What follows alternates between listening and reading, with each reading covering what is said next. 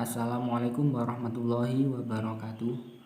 Perkenalkan, kami dari kelompok 4 yang beranggotakan Thalia Melani Sabrina, Naila Hilma Zulfiani, Satria Natabuana, dan Fawas Wadakis Muhammad.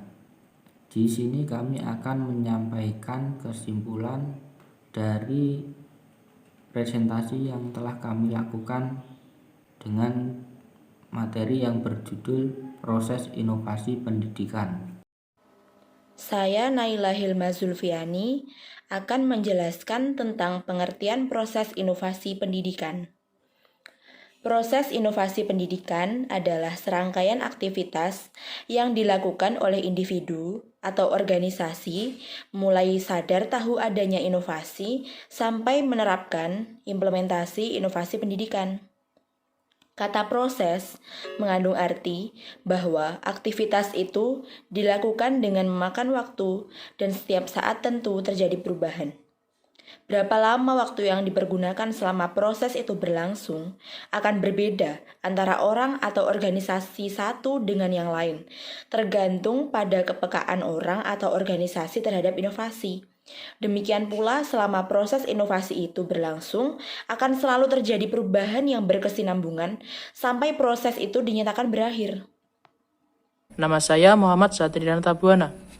Saya anggota dari kelompok 4 mata kuliah Inovasi Pendidikan. Pada kesempatan kali ini, saya akan menjelaskan yaitu bagian B, model proses inovasi pendidikan.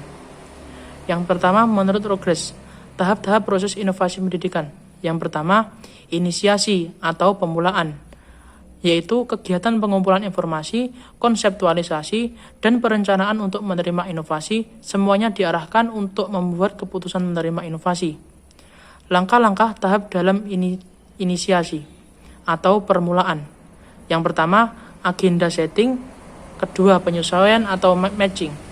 Yang kedua, implementasi, yaitu semua kejadian, kegiatan, dan keputusan dilibatkan dalam penggunaan inovasi. Langkah-langkah dalam tahap inisiasi atau permulaan. Yang pertama, redefinisi atau restrukturisasi. Yang kedua, klarifikasi. Dan yang ketiga, rutinisasi. Saya Thalia Melani Sabrina akan menjelaskan materi selanjutnya, yaitu tentang faktor-faktor yang mempengaruhi proses inovasi pendidikan. 1. Faktor kegiatan belajar mengajar.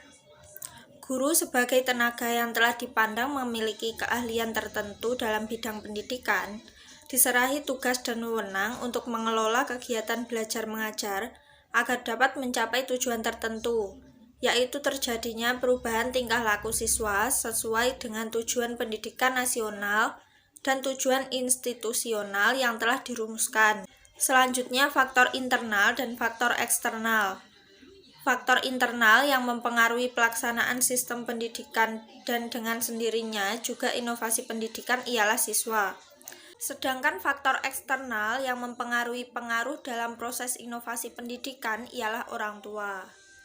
Selanjutnya, sistem pendidikan sebagai pengelolaan dan pengawasan. Dalam penyelenggaraan pendidikan di sekolah diatur dengan aturan yang dibuat oleh pemerintah. Penanggung jawab sistem pendidikan di Indonesia adalah Departemen Pendidikan Nasional yang mengatur seluruh sistem berdasarkan ketentuan-ketentuan yang diberlakukan. Sekian penjelasan dari saya kembalikan ke moderator. Kami akan mengambil dari beberapa pertanyaan teman-teman yang telah mewakili dari materi kami. Yang pertama, apa saja langkah-langkah yang dibagi Zelman dalam tahap proses inovasi? Yaitu jawabannya adalah 1. Tahap permulaan dan yang kedua tahap implementasi.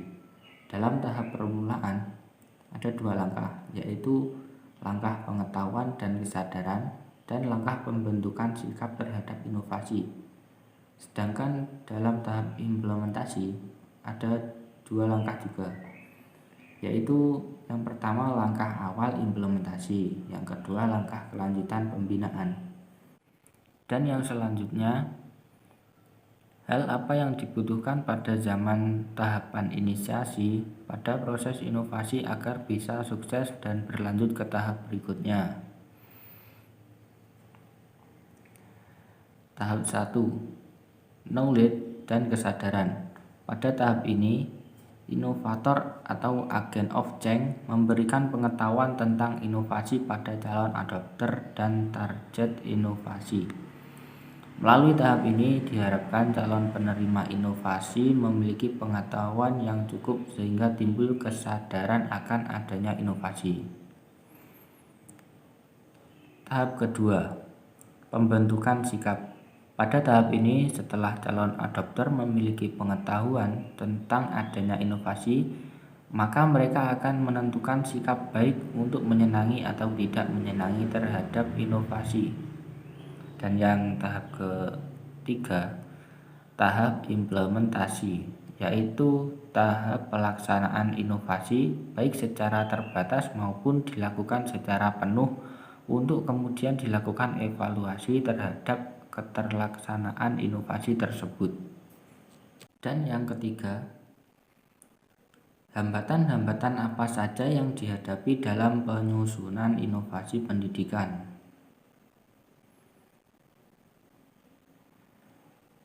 Hambatan-hambatan yang terjadi yaitu 1. Estimasi yang tidak tepat. Yang kedua adalah konflik dan motivasi.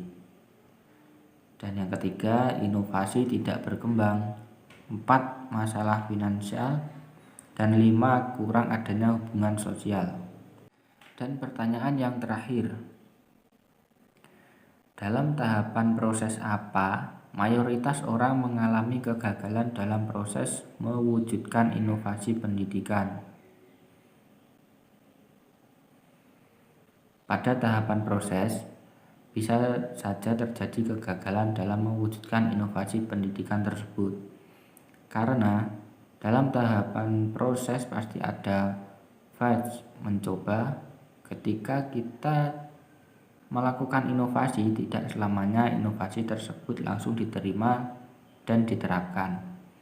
Pasti ada saja kendala yang hadir, misalnya dari segi SDM, dari segi sarana prasarana, dan lain-lain. Dan pada setiap tahapan proses pengambilan keputusan inovasi terdapat kemungkinan kegagalan. Yang paling awal tahap knowledge, misalnya kegagalan pada tahap ini terjadi karena kurangnya pengetahuan yang diterima oleh calon adopter terhadap inovasi.